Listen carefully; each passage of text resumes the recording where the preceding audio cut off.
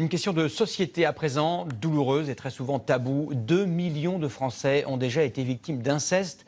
Et aussi étonnant que cela puisse paraître, ce crime n'apparaît pas en toutes lettres dans notre code pénal.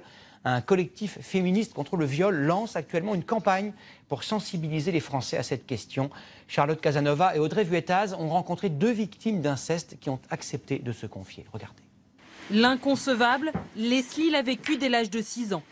Ses parents séparés, elle passe un week-end sur 2 chez un père qui se révèle incestueux.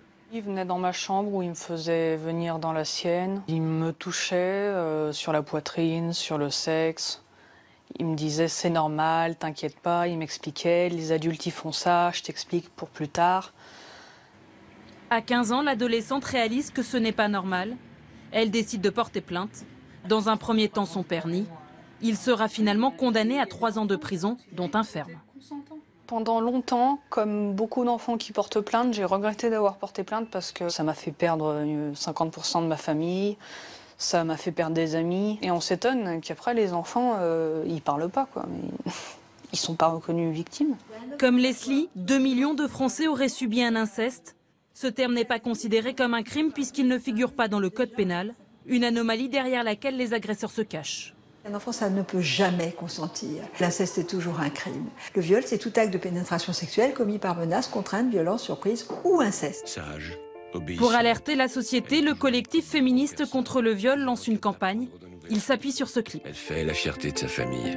Et pourtant elle souffre d'insomnie, de cauchemars. Elle grandira mal, aura des pensées suicidaires et fera sa première tentative à 12 ans. Pascal, abusé par son grand frère entre 3 et 13 ans, a lui connu l'enfer de la drogue. Je me suis mis en danger, j'ai fumé du shit très tôt, j'ai utilisé les acides, j'ai eu des problèmes avec l'alcool à un moment donné. Donc j'ai eu des conduites addictives très très importantes. Durant toutes ces années, ses parents n'ont rien vu. C'était indicible pour les parents. C'était inimaginable d'avoir un enfant victime d'inceste et un enfant acteur. Et lorsque Pascal a voulu porter plainte, il était trop tard. Les victimes mineures au moment des faits ont jusqu'à l'âge de 38 ans pour se manifester. Les associations demandent l'imprescriptibilité de ce crime. Et pour plus d'informations, vous pouvez vous rendre sur le site de l'Association internationale des victimes de l'inceste dont l'adresse apparaît au bas de votre écran, aivi.org.